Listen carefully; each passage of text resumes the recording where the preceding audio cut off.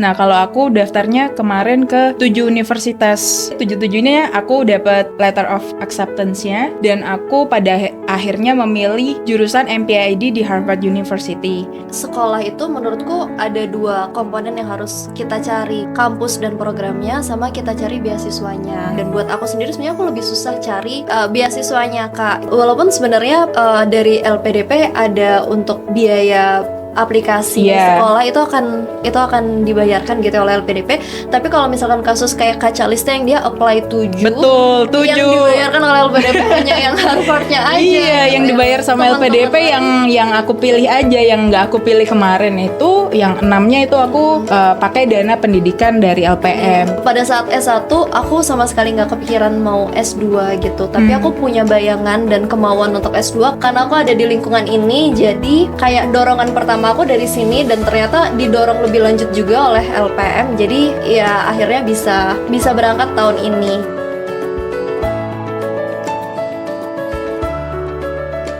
Halo teman-teman, namaku Kalista Endrina Dewi, biasa dipanggil Kalista atau Kal atau Cal, tergantung level pertemanan. Aku tahun ini akan lanjut sekolah ke Harvard University di program Master in Public Administration in International Development atau disingkat MPAID. Halo teman-teman, kenalin aku Anita Putri Wulandari, biasa dipanggilnya Anita atau Putri, sama tergantung level pertemanan. Aku juga akan berangkat di tahun ini. Aku akan berangkat ke Cornell University, jurusannya di Master of Science in Applied Economics and Management. Oke, nah sekarang kita akan main Q&A. Di situ ada di depan kalian kertas kuning itu ada 5 pertanyaan yang bisa dijawab bareng-bareng. Tapi jangan rebutan ya. Boleh diambil satu kertas pertama dulu. Ini aku ngambilin buat Kak Calista. Iya, oke. Boleh. Pertanyaan pertama, apa yang kamu cari dari studi S2 ini? Apa yang paling mendorong kamu untuk kembali ke bangku kuliah di tengah bekerja sebagai peneliti di LPM? Aku dulu yang jawab atau Kak Calista dulu yang jawab? Kamu dulu lah, aku yang bacain pertanyaan. Curang. Enggak. Kalau aku mungkin pengaruh lingkungan ya sebenarnya, Kak. Karena kita kan kerjanya di LPM, salah satu lembaga riset ya di Indonesia gitu. Aku melihat senior aku, atasan-atasan aku, mereka semua banyak yang memang melanjutkan pendidikan tinggi, S2 bahkan S3 mungkin goalnya gitu. Jadi dari situ aku ngelihat bahwa mungkin memang kalau aku mau bertahan di industri ini, aku harus S2 gitu. Yes. Kalau Kak Calista? Sepakat sih, di field ini itu sepertinya lanjut sekolah itu adalah fenomena yang natural ya. Karena tiap hari kita ketemu isu baru, karena ada isu baru itu kita harus merumuskan solusi baru yang kita butuh sekolah lagi, butuh cari ilmu lagi. Nah, selain buat belajar, aku pribadi juga pengen ini sih Put, cari dan ketemu orang-orang baru, misalnya satu teman-teman kelas di satu cohort, terus misal juga profesornya, itu untuk membuka peluang-peluang baru, peluang kerja sama riset dan lain-lain gitu. Oke, kita lanjut di pertanyaan kedua. Bisa diambil teman-teman. Oke, ambil. Aku yang bacain ya, Kak. Pertanyaan kedua, proses aplikasi ke luar negeri seringkali kelihatan keren dari luar. Tapi bagian mana yang sebenarnya paling bikin capek, bingung, dan hampir bikin kamu mau mundur? Boleh juga sekaligus berbagi cerita gimana proses kita memilih negara atau kampus. Mungkin aku akan cerita dari perspektif aku dan Anita sebagai orang yang masih kerja dan harus cari sekolah. Nah, part paling bikin stressfulnya adalah bagaimana cara membagi waktu untuk bekerja sama nyiapin dokumen-dokumen buat aplikasi. Sebenarnya aku nggak mau bilang mudah ya, karena susah untuk Karena emang gak mudah. emang nggak mudah sebenarnya. Cuman kalau teman-teman lihat di websitenya itu sebenarnya persyaratannya itu udah jelas banget. Butuh esai, butuh CV, butuh recommendation letter, butuh tes lainnya. itu sebenarnya udah jelas, cuman waktunya nih yang harus disisihkan karena apalagi di field riset ini ya kita bisa bisa aja lembur sampai malam. Itu kita kapan nyiapinnya, sebenarnya tantangannya di situ sih. Kalau Putri? Kalau kalau aku sendiri sebenarnya kalau cari sekolah itu menurutku ada dua komponen yang harus kita cari gitu. Kita cari kampus dan programnya sama kita cari beasiswanya gitu. Dua-duanya punya komponen yang beda sebenarnya gitu. Dan buat aku sendiri sebenarnya aku lebih susah cari beasiswanya Kak gitu. Tiap orang mungkin case-nya beda ya gitu. Kalau aku sendiri aku dapat LOA dulu, jadi aku cari kampusnya eh cari dapat kampus dulu tapi dapat beasiswanya agak agak ketahan gitu pada saat itu. Jadi aku defer kampus aku. Jadi kalau buat aku kalau ditanya yang paling susah mungkin cari beasiswa sih gitu. Kalau Kak Calista sama juga? Jadi ini agak Agak unik nih beda ya. ceritaku sama Putri. Maaf ya kalau aku manggil dia Putri Anita. Kalau aku anaknya agak konservatif sih, sehingga aku butuh untuk secure fundingnya dulu baru aku berani untuk cari sekolah. Kalau Putri dia cari sekolah dulu baru cari fundingnya. Kalau aku pribadi, aku kan pakai beasiswa LPDP. Itu aku tes dan dapatnya di 2023, lalu aku nyari sekolah itu di 2024. Terus baru untuk intake 2025. Itu sih. Aku kebalikannya Kak. Jadi aku nyiapin sekolah udah dari akhir 2023. Aku diterima sebenarnya untuk 2024, tapi aku minta defer. Kemudian aku baru dapat. Aku juga support by LPDP Kak. Ya cuman beda beda ini batch aja. gitu ya mungkin Beda bilangnya. batch dan beda jalur. Kalau aku non LOE, Putri lewat jalur with yang LOE. LOE. Kak Cal tadi Wih, deket nih Pak manggilnya Chel. tadi ada pertanyaan yang belum kejawab. Boleh juga sekaligus cerita nggak ya gimana proses memilih negara atau kampus tujuan? Gimana nih? Nah, aku pribadi kalau Anita kan daftarnya ke 1 universitas. Nah, kalau aku daftarnya kemarin ke 7 universitas. Karena aku cukup konservatif dan main aman aja sebenarnya, takut nggak dapet dan lain-lain. Nah, kebetulan aku daftarnya ke Harvard University, ke Columbia University, ke New York University, ke Cornell University programnya Anita, terus ke Boston University, ke University of Chicago, sama London School of Economics. Wah, Kak, kan banyak 7. Terus kenapa Kakak akhirnya milih buat sekolah di Harvard University, Kak?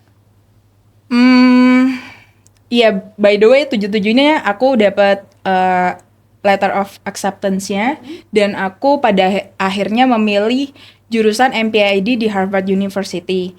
Kalau ditanya kenapa, yang utama adalah karena selain aku pengen memperdalam tentang core-core ilmu ekonomi, aku tuh juga pengen tahu gimana sih caranya mengaplikasikan ilmu ekonomi itu untuk menjawab isu-isu ekonomi dan pembangunan yang sekarang. Jadi nggak melulu teori-teori aja gitu.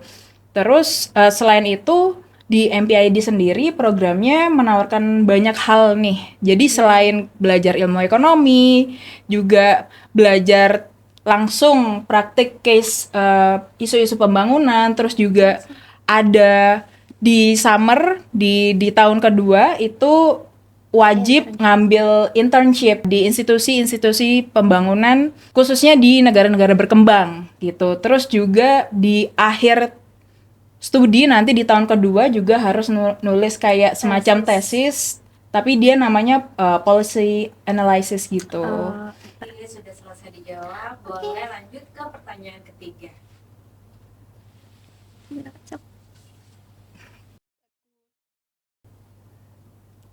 Dibacakan dong, Kak. Kok dia lihat?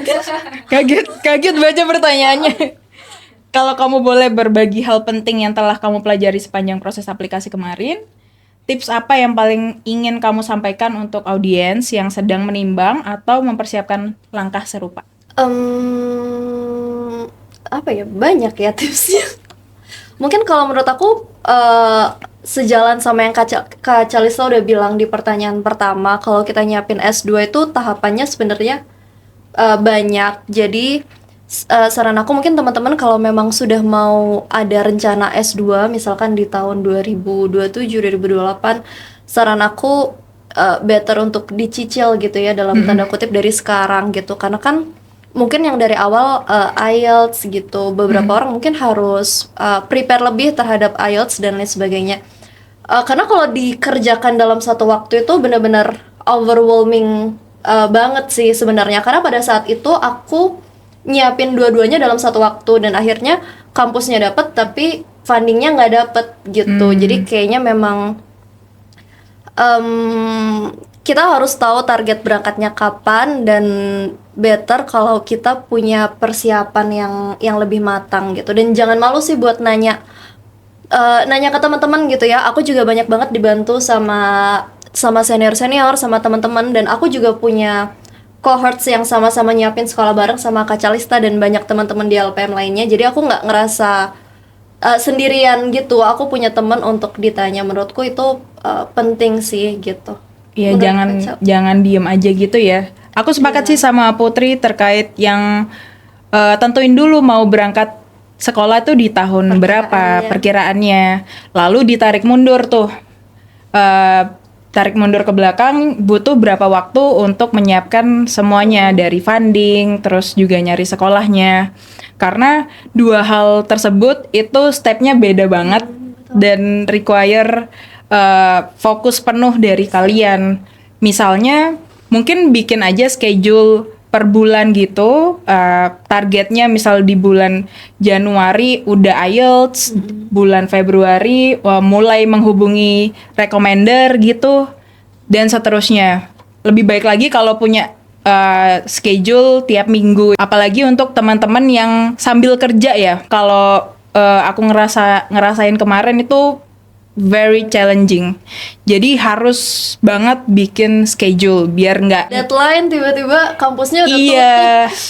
Tiba-tiba misal deadline-nya awal Desember, terus Oktober belum tes IELTS, belum tes, kalau di kasusku ada tes GRE. Itu kalau dua bulan sebelum deadline masih belum tes, itu fatal banget sih. Bakal very stressful gitu.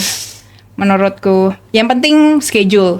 Selain itu juga kalian harus kenali diri sendiri, passion kalian itu butuh apa, kalian itu mau ngapain, waktu S2 itu mau nyari apa. Itu juga harus refleksi diri ya. Jadi sambil bikin schedule juga harus sering-sering refleksi diri. Kalau lagi merenung, pikirin dari semua yang udah dikerjakan selama ini, sebenarnya challenge apa sih, isu apa sih yang mau kamu tackle di Indonesia. Kayak gitu sih. Soalnya pertanyaan pertama waktu interview LPDP ku langsung ditanya, jadi kamu ngapain mau lanjut S2? Isu pembangunan apa yang mau kamu tackle di Indonesia? Jadi kayak langsung ditembak gitu, mau ngapain S2? Kalau mau belajar doang mah ya nggak usah pakai LPDP lah, nggak pakai cari funding lain lah, kayak gitu-gitu. Soalnya kan apalagi pakai LPDP nyarinya orang-orang yang harapannya bisa berkontribusi ke Indonesia ke depannya gitu. Ada lagi nggak kira-kira tips and trick tapi yang lebih ke teknis nih teman-teman? Mungkin kalau dari segi IELTS, GRE gimana? Nah, kalau IELTS sama GRE, aku pribadi nyiapinnya dulu pakai soal-soal gratis yang ada di internet. Terus website gratis yang ada di internet gitu banyak kok, tinggal dicari aja. Yang penting fokus latihannya. Atau mungkin kalau kita bisa beli ebook juga sih, ada beberapa ebook mungkin kayak Cambridge untuk IELTS. Dan kalau GRE ada website mungkin kayak Magush yang dia ngebantu karena dia ngevaluasi tes kita juga gitu. Nah, kalau GRE sendiri aku sebut merek ya, Greg Matt. Dia lebih murah dari Magush. Jadi mungkin teman-teman bisa cek itu kalau mau lebih economical. Terus itu sih kalau buat tes IELTS sama GRE. Kalau tentang recommendation letter, Nah, kalau recommendation letter ini harus kulonwun ke recommendernya dari lama sih ya. Jangan mendadak lah intinya. Terus untuk memilih siapa yang Kita bisa jadi yang bisa kita mintain. Kalau dulu aku ngeliat dulu programnya require recommendernya itu dari segi akademik atau profesional karena tiap program requirementnya beda-beda. Nah, setelah itu aku pilih yang paling kenal sama aku, paling dekat sama aku sehingga bisa kasih deskripsi kita yang yang detail. Jadi dikasih contoh-contoh juga. Misalnya aku anaknya resilient, itu contohnya apa? Terus aku anaknya punya critical thinking, itu contohnya apa di pengalaman riset yang mana gitu sih. Kalau CV mungkin tentang cara buatnya, apa yang perlu diperhatiin, apa sih? Kalau CV mungkin kita udah sering lihat ya rekomendasi CV di internet. Cuma mungkin pada saat kita apply sekolah, jangan hanya listing experience kita gitu, tapi jangan coba hanya kita ditulis cerita apa sih yang kita dapat ketika kerja di sini gitu. Apalagi kita riset kan, project kita ada beberapa yang mungkin ada yang bisa di highlight, itu juga job desk-nya, job desk atau pencapaiannya gitu. Gitu sih. Tapi ya jangan panjang-panjang juga, yang masih oke lah. Yang masih oke lah, jangan bikin orang baca masih. Iya. Kalau isai teman-teman? Nah, tipsnya? Kalau esai itu beda-beda sih tiap program. Kebetulan kalau di caseku itu yang paling sulit atau paling banyak itu yang di Harvard. Dia butuh 4 esai. Dan tipsnya adalah terus refleksi diri, kenali diri, gimana untuk menulis esai, misalnya analisis kebijakan publik, mau ngambil kasus yang mana, terus esai isu pembangunan internasional, aku mau ngambil kasus yang mana, terus esai personal history itu juga ada, itu juga harus direfleksikan, kita mau cerita apa sih gitu, sama dikait-kaitkan ke tujuan kedepannya itu mau tackle isu apa di Indonesia. Iya.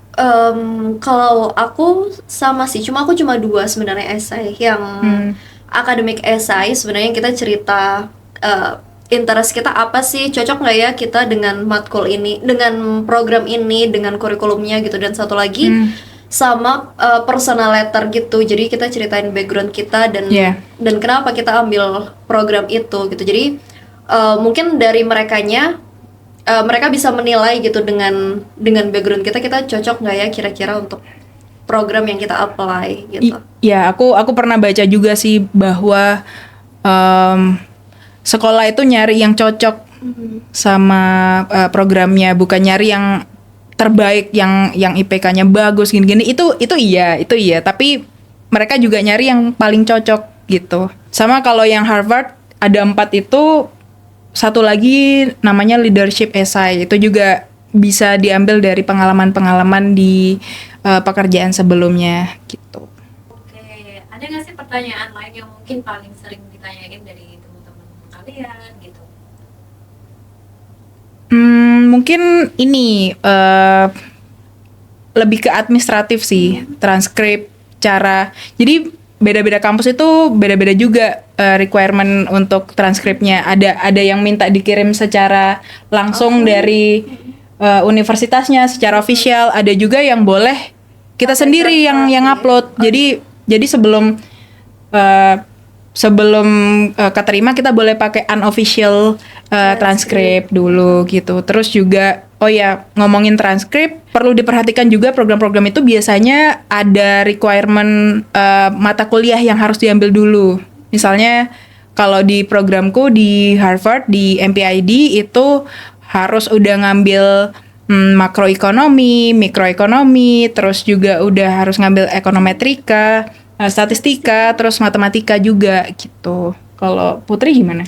Aku kurang lebih sama sih, karena sama ya? Program aku juga applied economics gitu. Iya, sebenarnya program kita meskipun namanya beda-beda itu ya belajar ilmu ekonomi lagi gitu. Ekonomi terapan. Iya, kalau kita kalau aku sama Putri ke applied economics, jadi selain ilmu ekonomi kita juga belajar cara mengaplikasikan teori-teori tersebut ke isu-isu yang ada gitu.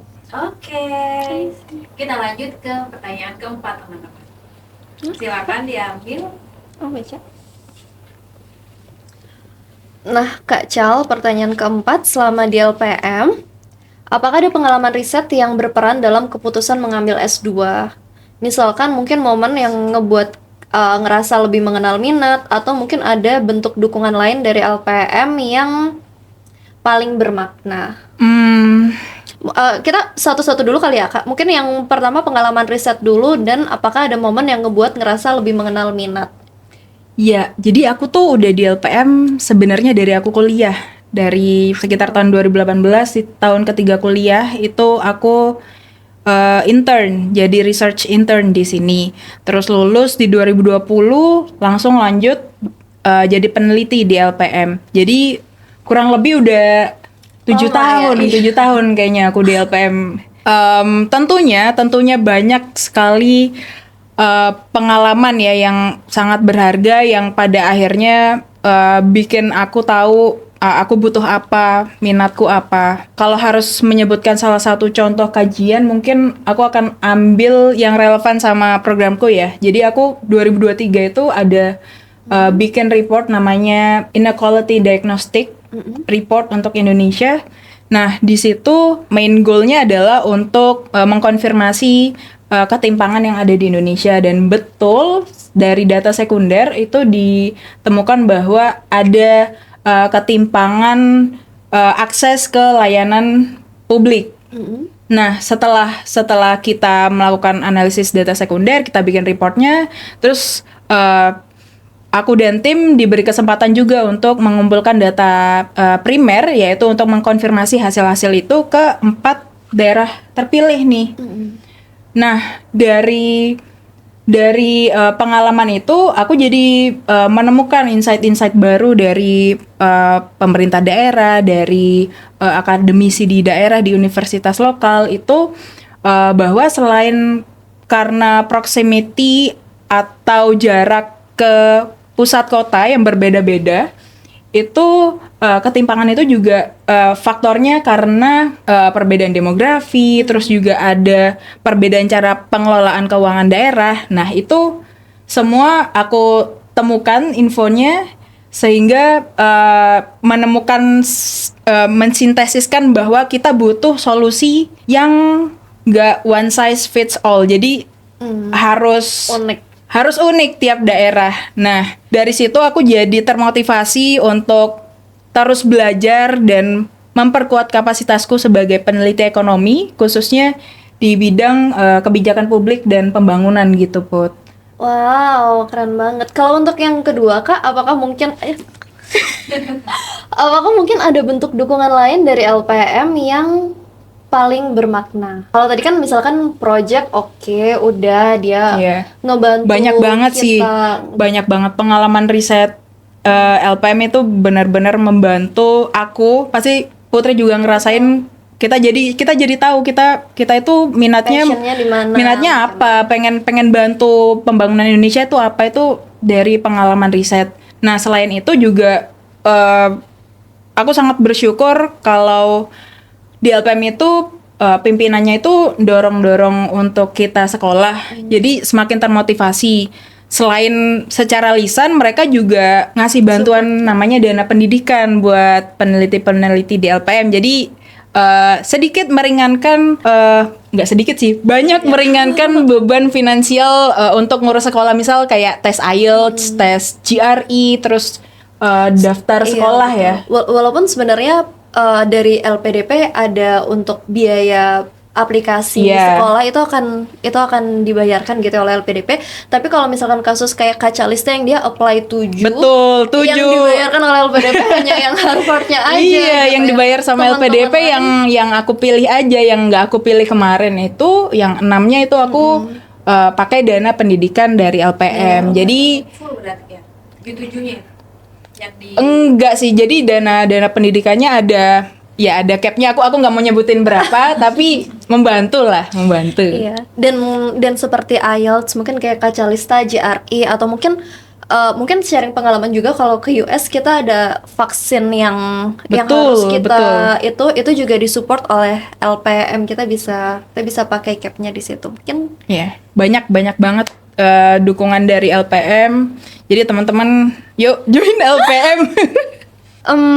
Aku sebenarnya kalau riset, mungkin ini satu hal yang aku suka juga kerja di LPM ya, karena kita bisa belajar banyak topik gitu ya Kak. Jadi kita bisa research di topik apa sih yang sebenarnya mungkin kita itu suka dan passionate gitu. Kalau Kak Calista mungkin tadi di Pembangunan kebijakan publik gitu ya Kak. Sebenarnya aku juga minatnya di sekitar development economics itu. Cuma mungkin dari pengalaman riset aku, karena aku sebagian besar ditaruh di data sekunder yang dia mikro gitu ya Kak. Jadi mungkin penelitian aku lebih ke individu gitu dibanding kayak kebijakan publik. Mungkin yang mirip kayak Kacel, aku pernah juga analisis terkait kemiskinan gitu ya, ketimpangan kemiskinan di Indonesia di tahun lalu, dan kita juga sempat turlap, dan memang ya aku setuju sih Kak Calista bilang bahwa tiap daerah itu emang unik gitu dengan indeks kemiskinan yang sama. Misalkan kita nggak bisa bikin kebijakan yang sama gitu. Iya, intinya riset di LPM itu luas banget, dan fokusnya untuk membantu meningkatkan kesejahteraan masyarakat di Indonesia. Itu yang bikin kami peneliti itu pengen terus-terusan belajar untuk cari biar bisa merumuskan solusi yang inovatif, terus solusi yang relevan untuk kebutuhan di Indonesia gitu. Oke, dan untuk bantuan aku juga kayaknya tadi aku juga udah nimpalin Kak Calista, dan aku setuju sih ada banyak bantuan biaya yang dikasih LPM, tentunya selain support moral juga gitu. Dan dari aku sendiri, aku juga pada saat S1 aku sama sekali nggak kepikiran mau S2 gitu, tapi aku punya bayangan dan kemauan untuk S2 karena aku ada di lingkungan ini. Jadi kayak dorongan pertama aku dari sini, dan ternyata didorong lebih lanjut juga oleh LPM. Jadi ya akhirnya bisa berangkat tahun ini gitu. Terima kasih LPM. Oke, teman-teman, sekarang kita akan masuk ke pertanyaan terakhir. Ini ada tantangan kecil-kecil, tipis-tipis buat kalian. Boleh dibacain dulu pertanyaannya? Ini nggak nyanyi atau joget gitu kan? Boleh sih. ini Kak Calista Takut. aja ya. Oke. Kalau aku yang bacain berarti kamu yang melakukan ya.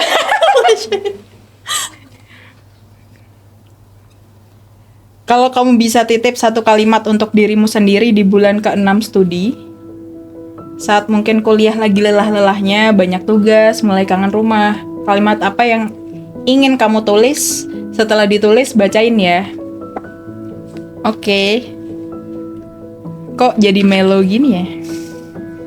Kan berangkat belum? Berangkat belum? Untuk diriku sendiri ya? Iya. Tulis, kalau udah selesai, bilang gitu.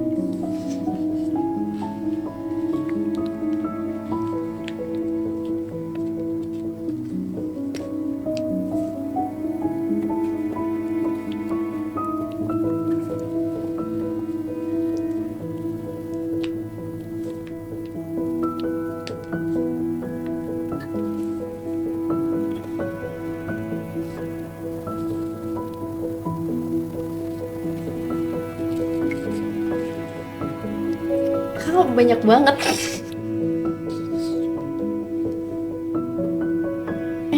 Konsen banget. Iya, overthinking kok dia satu kalimat Kak.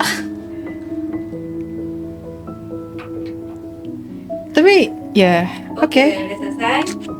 Boleh dibaca satu, bacanya ke kamera ini. Oh, boleh Kak Calista dulu yang excited banget nulis Oh. dari tadi. Iya, dari tadi nggak. Oke. Sambil baca ya? Ini kalimat untuk diriku sendiri di bulan ke-6 studi saat lagi lelah-lelahnya banyak tugas terus kangen rumah. Kalimat buat diriku sendiri adalah yuk lanjutin, udah seperempat perjalanan. Mama dan almarhum papa selalu mendoakan jangan kecewakan mereka. Gitu.